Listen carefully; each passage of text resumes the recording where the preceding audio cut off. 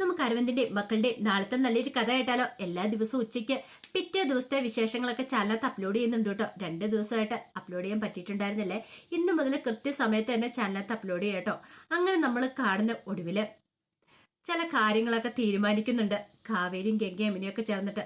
കാരണം ഈ വീട് ഇച്ചിരി വലിപ്പമുള്ള വീടാണ്, അവിടെ താമസിക്കുന്ന വീട്. അങ്ങനെയാണെങ്കിൽ 1-2 മുറി അത് ഹോം സ്റ്റേ ആക്കി മാറ്റിയാലോ എന്നൊരു ചിന്ത. കുറെ പൈസയും കാര്യങ്ങളൊക്കെ കിട്ടും. അപ്പൊ തന്റെ മനസ്സിലുള്ള ഐഡിയ കാവേരി അവരോട് പറയണം. അത് കേട്ട് കഴിഞ്ഞപ്പോഴത്തേനും ശാരദ പറഞ്ഞു, വേണ്ട വേണ്ട, അതിന്റെ ആവശ്യമൊന്നുമില്ല. അല്ലെങ്കിൽ തന്നെ ഇവിടെ 3-4 പെൺകുട്ടികളാണ് ഉള്ളത്, പിന്നെ ഞാനും അമ്മയൊക്കെയല്ലേ ഉള്ളത്, ആൺതുണയായിട്ട് ആരുമില്ല. ആ സമയത്ത് ഇവിടെ ഹോം സ്റ്റേ വെച്ചോണ്ട് നിന്നിട്ടുണ്ടെങ്കിൽ ശരിയാകത്തില്ല. നാട്ടുകാരൊക്കെ എന്ത് പറയും? എന്റെ അമ്മ എന്താ വിചാരിച്ചോണ്ടിരിക്കുന്നത്? ഇന്നത്തെ കാലത്ത് പണം ഉണ്ടാക്കണമെങ്കിൽ ഇങ്ങനെ എന്തെങ്കിലും പണികളൊക്കെ ചെയ്തേ മതിയാവുള്ളൂ. അല്ലെങ്കിൽ ഗംഗേച്ചൊരു തയ്യൽ വരുമാനോ എനിക്ക് കിട്ടുന്ന നക്കാപ്പിച്ച വരുമാനം കൊണ്ട് ഈ കുടുംബം മുന്നോട്ട് പോകാൻ തോന്നുന്നുണ്ടോ? ശാരദ പറഞ്ഞു, അതും കൊണ്ടൊക്കെ മുന്നോട്ട് പോയാ മതി. എടി, ഈ വീട്ടില് പരിചയമില്ലാത്ത ആൾക്കാരെ കയറ്റി കിടത്താനോ അതിന് പറ്റില്ല എന്ന് പറഞ്ഞു. നിന്റെയൊക്കെ അച്ഛൻ ഉണ്ടായിരുന്ന സമയത്തായിരുന്നെങ്കിലുണ്ടല്ലോ ഇത് പറയേണ്ട താമസം. അച്ഛനൊന്നും സമ്മതിക്കില്ലായിരുന്നു പറഞ്ഞു. അത് കേട്ടപ്പം ഗംഗ പറഞ്ഞു, അച്ഛൻ ഉണ്ടായിരുന്നെങ്കിൽ ഉറപ്പായിട്ട് സമ്മതിച്ചാനെന്ന് പറഞ്ഞു. ഈ അമ്മയ്ക്ക് അറിയത്തില്ലാത്തോണ്ടാ അച്ഛൻ ഞങ്ങളുടെ ഭക്ഷണത്തെ നിൽക്കണം എന്ന് പറഞ്ഞു. ശാരദ പറഞ്ഞു, അതൊന്നും നടക്കാനും പോകുന്ന കാര്യമല്ല, വേറെ എന്തെങ്കിലും ഉണ്ടെ പറഞ്ഞാൽ മതി എന്ന് പറഞ്ഞ് ശാരദ അങ്ങോട്ടേക്ക് പോയി. അപ്പോഴേക്കും ഭയങ്കര സങ്കടത്തോട് കൂടിയിട്ട് കാവേരി ചോദിച്ചു, ഇനിയിപ്പം നമ്മൾ എന്ത് ചെയ്യും ഗംഗേച്ചിന്ന് ചോദിച്ചു. അല്ല, എന്തെങ്കിലും ഒരു വഴി ഉണ്ടാക്കണ്ടേ?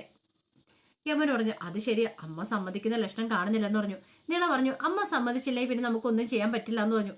നീ അവിടെ മിണ്ടായിരിക്ക, ഞങ്ങളൊന്ന് ആലോചിക്കട്ടെ.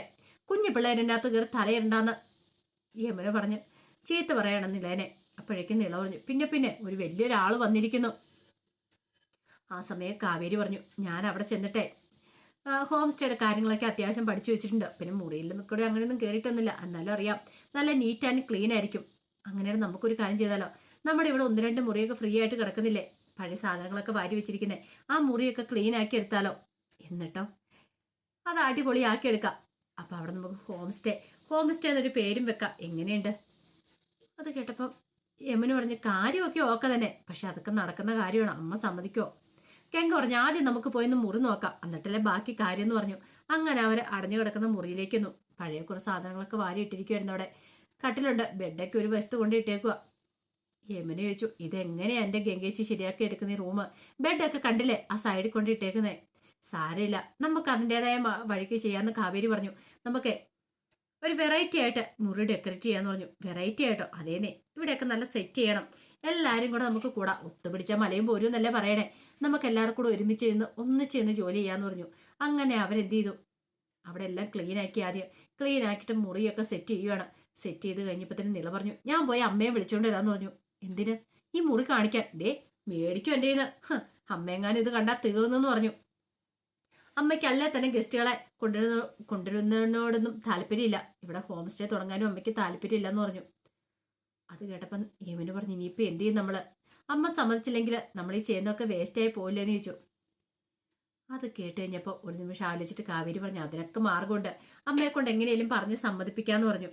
എടി, അതല്ല പ്രശ്നം, ഗസ്റ്റുകൾ ഇങ്ങോട്ടേക്ക് വരണ്ടേന്ന് ഗംഗ ചോദിച്ചു. വരണം, അതിന് നീ എന്തേലും മാർഗം കണ്ടെത്തി വെച്ചിട്ടുണ്ടോ? നോക്കാം. നല്ലൊരു ഹോം സ്റ്റേ ആണെങ്കിൽ ആൾക്കാരൊക്കെ വന്നോളൂ എന്ന് പറഞ്ഞു. നല്ലൊരു ഹോം സ്റ്റേയോ? അതേന്നേ, കാരണം ഈ ഹോം സ്റ്റേയുടെ പ്രത്യേകത എന്ന് പറഞ്ഞാൽ നിങ്ങൾക്ക് നിങ്ങളുടെ വീട്ടിലെ അന്തരീക്ഷവും കാര്യങ്ങളൊക്കെ കിട്ടും. അതുപോലെ തന്നെ ഫുഡും കാര്യങ്ങളും ജോളിയായിട്ട് നിങ്ങൾക്ക് ഡാൻസ് ചെയ്യാം, പാട്ട് പാടാം, അതുപോലെ ഉല്ലാസവേളകളൊക്കെ അനന്തരമാക്കാം. അങ്ങനെയൊക്കെ പറഞ്ഞ് നമുക്ക് വരുന്നവരെ നമുക്ക് ക്യാൻവാസ് ചെയ്യാന്ന് പറഞ്ഞു. അപ്പോഴേക്ക് യമന് പറഞ്ഞു, അതിനാരെങ്കിലും വരണ്ടേ? അതൊക്കെ ഞാൻ ഏറ്റു, ആരെയും ഞാൻ കൊണ്ടുവന്നോളാം. നിങ്ങൾക്ക് ആ കാര്യത്തിൽ ടെൻഷൻ ഉണ്ടോന്ന് ചോദിച്ചു. ഇല്ലാന്ന് പറഞ്ഞു. അങ്ങനെയാണ്, പിന്നെ എന്തിനാ പേടിക്കണേന്നൊക്കെ പറഞ്ഞു. അങ്ങനെ അവർ ആ കാര്യം ഫിനിഷ് ചെയ്യുവാണ്. ഒടുവില് പിറ്റേ ദിവസമായി കഴിഞ്ഞപ്പോ കാവേരിക്ക് ചായയൊക്കെ കൊണ്ട് കൊടുക്കുന്നുണ്ട് ശാരദ. എന്നിട്ട് പറഞ്ഞു, നീയെ കാപ്പി കുടിച്ചിട്ടല്ലേ പോകുന്നുള്ളെന്ന് ചോദിച്ചു. കാപ്പിയോ? ഇവിടുന്ന് കുടിക്കാനോ? ഞാൻ അവിടെ പോയി കഴിച്ചോളാന്ന് പറഞ്ഞു. എടി, നീ ഉച്ചയ്ക്ക് അവിടെ നിന്നല്ല കഴിക്കണേ. എന്റെ അമ്മേ, രാവിലെ പോയി കഴിച്ചെന്നോർത്ത് ഒന്നും സംഭവിക്കില്ല, 12,000 രൂപയിലേ എനിക്ക് ശമ്പളം ഉള്ളൂ. അപ്പം കാപ്പിയെങ്കിലും അവിടെ നിന്ന് കുടിക്കട്ടെ, അതെങ്കിലും ഞാൻ മുതലാക്കണ്ടേന്ന് ചോദിച്ചു. ഈ സമയം യമന് പറഞ്ഞു, എനിക്ക് പോകാൻ സമയം, ഞാൻ റെഡി ആവട്ടെ. അല്ല, എൻ്റെ ഒരു ബ്ലൂ കളർ ബാഗ് ഉണ്ടായിരുന്നല്ലോ അമ്മ അത് എവിടെ എടുത്ത് വെച്ചെന്ന് ചോദിച്ചു. ശാരദ പറഞ്ഞു, എടി, ആ ആക്രി സാധനങ്ങളൊക്കെ പെറുക്കിയിട്ടിരിക്കുന്ന മുറിയില്ലേ, അവിടെയുണ്ട്, ഞാൻ എടുത്തു തരാന്ന് പറഞ്ഞു. അങ്ങനെ ശാരദ എഴുന്നേക്കാൻ തുടങ്ങിയപ്പം ഗംഗയും കാവരും കയ്യിലേക്ക് പിടിച്ചു. അയ്യോ അമ്മ പോയി എടുക്കുമൊന്നും വേണ്ട, അത് അവള് തന്നെ നോക്കിയെടുത്തോളൂ എന്ന് പറഞ്ഞു. യമന് പറഞ്ഞു, അതെ, ഞാൻ നോക്കിയെടുത്തോളാം, കാരണം ആ മുറി സെറ്റ് ചെയ്ത് വെച്ചിരിക്കുക എന്നുള്ള കാര്യം അറിയില്ലല്ലോ. ശാരദയ്ക്ക് ഇപ്പൊ പറഞ്ഞിട്ടുണ്ടെങ്കിൽ പ്രശ്നം ഉണ്ടാക്കുമെന്നറിയാം. അപ്പോഴേക്കും നിള പറഞ്ഞു, അമ്മ പോകണ്ടെന്ന് പറഞ്ഞ എന്തുകൊണ്ടാണെന്നറിയാവോ? ആ മുറി ഗസ്റ്റുകൾക്ക് കൊടുക്കാൻ വേണ്ടിയിട്ട് എല്ലാം ഡെക്കറേറ്റ് ചെയ്ത് വെച്ചിരിക്കുവാന്ന് പറഞ്ഞു. ഗസ്റ്റുകൾക്ക് കൊടുക്കാനോ? നീ എന്തൊക്കെയാ പറയണെന്ന് ചോദിച്ചോ. അല്ലമ്മേ, അത് പിന്നെ ഞങ്ങൾ ഇന്നലെ പറഞ്ഞില്ലായിരുന്നു. ഓഹോ, അപ്പൊ സ്വന്തമായിട്ട് അങ്ങനെ തീരുമാനങ്ങളൊക്കെ എടുക്കാൻ തുടങ്ങിയല്ലേ എന്നൊക്കെ കാവ്യയോട് ചോദിക്കുകയാണ്. ഒടുവില് ശാരദ പറഞ്ഞു, ഞാൻ ആ മുറിയിൽ നിന്ന് പോയി നോക്കട്ടെ എന്ന് പറഞ്ഞു. അങ്ങനെ ശാരദ മുറിയിലേക്ക് വന്നു. മുറി കണ്ടു കഴിഞ്ഞപ്പോൾ അന്താളിച്ചു പോയി. ഇത്ര നല്ല വൃത്തിയായിട്ട് മുറിയൊക്കെ ഇടാൻ പറ്റുമോ എന്നൊരു ചിന്തയായിരുന്നു ശാരദയുടെ മനസ്സിൽ. അപ്പോഴേക്കും നിള പറഞ്ഞു, അമ്മേ ആ ടേബിളിലേക്ക് ഒന്ന് നോക്കാൻ പറഞ്ഞു. എന്താടി? നോക്കി കഴിഞ്ഞപ്പോഴത്തേനാണ് ആ കാഴ്ച കാണുന്നത്. 2000 രൂപ വില വരുന്ന സാരി ആ ടേബിളെ വിരിച്ചിട്ടിരിക്കുന്നു. ഇതെന്താടി കാണിച്ചു വെച്ചിരിക്കുന്നത്? എന്റെ സാരി ആരും എനിക്ക് കഴിഞ്ഞ പ്രാവശ്യം വന്നപ്പോൾ മേടിച്ചുകൊണ്ട് വന്നാ. അവള് സാരി കൊണ്ടേ വിരിച്ചിട്ടിരിക്കുന്നു. സാരി ടേബിളെ വിരിച്ചിട്ട് 2 ഫ്ലവർ വേസ് ഒക്കെ എടുത്ത് അപ്പുറം ഇപ്പുറം വെച്ചിരിക്കുമായിരുന്നു.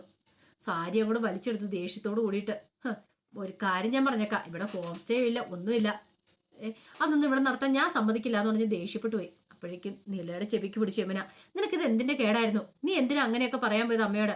അതുകൊണ്ടല്ലേ അമ്മ ആ സാരി എടുത്തോണ്ട് പോയെന്ന് ചോദിച്ചു. ഇനി ഇവിടെ നിർത്തിയാൽ ശരിയാകത്തില്ല, ദേ മുറിയിൽ നിന്ന് ഇറങ്ങി പോയിക്കോണെന്നൊക്കെ പറഞ്ഞോണ്ട് നിങ്ങളെ ചീത്ത പറഞ്ഞ് മുറിയിൽ നിന്ന് ഓടിക്കണം ബാക്കി എല്ലാവരും കൂടെ ചേർന്നിട്ട്. അങ്ങനെ കുറെ സമയം കഴിഞ്ഞു കഴിഞ്ഞപ്പോ ആസിഫ് നേരെ നിവിന്റെ അടുത്തേക്ക് വന്നു. എന്തൊരു സന്തോഷം! എന്താ ആസിഫെ, നിനക്ക് ഭയങ്കര സന്തോഷമുള്ളോ? ഇന്ന് അവളുടെ കാര്യം തീർന്നെന്ന് പറഞ്ഞു. ആരുടെ കാര്യം? നിനക്കേ ഒരു സന്തോഷമുള്ള കാര്യം ഞാൻ കാണിച്ചു തരാന്ന് പറഞ്ഞു. എന്താ? അപ്പോഴേക്കും ആസിഫ് നിവിനെ അങ്ങോട്ട് കൂട്ടിക്കൊണ്ടുപോയി. രാജേശ്വരി ഓരോ കണക്കുകളും കാര്യങ്ങളും ഒക്കെ നോക്കിക്കൊണ്ടിരിക്കുവായിരുന്നു. അപ്പൊ അടുത്ത് തന്നെയുണ്ട് കാവേരി നിൽക്കുന്നുണ്ട്. കാവേരിയുടെ ഓരോ കാര്യങ്ങളൊക്കെ ചോദിക്കുക, അത് ചെയ്ത് ഇത് ചെയ്തെന്നൊക്കെ. ഇപ്പൊ കണ്ടോ, ഇവളുടെ കാര്യത്തിലൊരു തീരുമാനം ഉണ്ടാവും. അതെ, ചേച്ചിയുടെ കാര്യങ്ങളൊക്കെ അറിയാവുന്ന, മിക്കവാറും ഇപ്പൊ തന്നെ ഇവിടെ ഇവിടുന്ന് പിരിച്ചുവിടുമെന്ന് പറഞ്ഞു. അത് കേട്ടപ്പോ നിവിന് ടെൻഷനായി. രാജേശ്വരി ചോദിച്ചു, അല്ല ട്രാവൽസ് വിളിച്ച കാര്യങ്ങൾ പറഞ്ഞായിരുന്നു ചോദിച്ചു. പറഞ്ഞു മാഡം.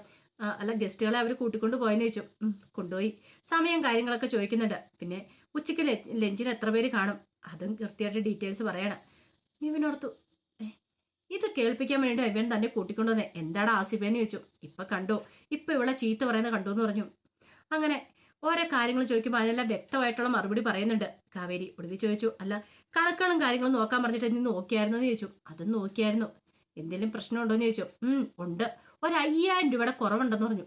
അത് കേട്ടിഞ്ഞപ്പോ ആസിഫിന്റെ മുഖം മാറി. നീയും പറഞ്ഞു, ഇപ്പൊ നിനക്കിട്ടാ പണി കിട്ടാൻ പോണേന്ന് പറഞ്ഞു. അപ്പോഴേക്കും ആസിഫിനെ വിളിച്ചു രാജേശ്വരി അങ്ങോട്ടെ. ആസിഫ് ഇങ്ങോട്ട് വരാൻ പറഞ്ഞു. ആസിഫ് അങ്ങോട്ട് ചെന്നു. അല്ല കഴിഞ്ഞ മാസത്തെ കണക്കിൽ 5000 രൂപയുടെ ഒരു മിസ്റ്റേക്ക് കാണുന്നുണ്ടല്ലോ. 5000 രൂപയോ? ഓ അതോ, അത് ഞാനേ പച്ചക്കറിയൊക്കെ വാങ്ങാൻ വേണ്ടി എടുത്താന്ന് മടന്നു പറഞ്ഞു. പച്ചക്കറി കണക്കോ? ആ കണക്കൊക്കെ ഞാൻ നോക്കിയായിരുന്നല്ലോ, അതിനകത്തൊന്നും ഇല്ലാന്ന് പറഞ്ഞു.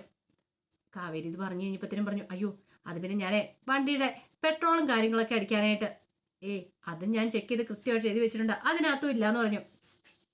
ആ കണക്കുകളൊക്കെ കൃത്യമാന്ന് പറഞ്ഞു. ഒടുവിൽ രാജേഷ് പറഞ്ഞു, ഒരു കാര്യം ഞാൻ പറഞ്ഞേക്കാം, വൈകുന്നേരത്തിന് മുമ്പ് ഈ 5000 രൂപ എന്ത് ചെയ്തെന്നുള്ള കാര്യങ്ങൾ വ്യക്തമായിട്ട് പറഞ്ഞിരിക്കണം, അല്ലെങ്കിലുണ്ടല്ലോ കണക്ക് എനിക്ക് ഇവിടെ കിട്ടണമെന്ന് പറഞ്ഞു. അത് കേട്ടപ്പോൾ ആസിഫിന് ടെൻഷനായി. പിന്നെ രാജേഷിനെ അങ്ങോട്ട് എഴുന്നേറ്റ് പോയി കഴിഞ്ഞപ്പോൾ ആസിഫ് എന്ന് കാവേരിയോട് ചോദിച്ചു, എന്റെ ജോലി നീ തെറിപ്പിക്കുമെന്ന് ചോദിച്ചു.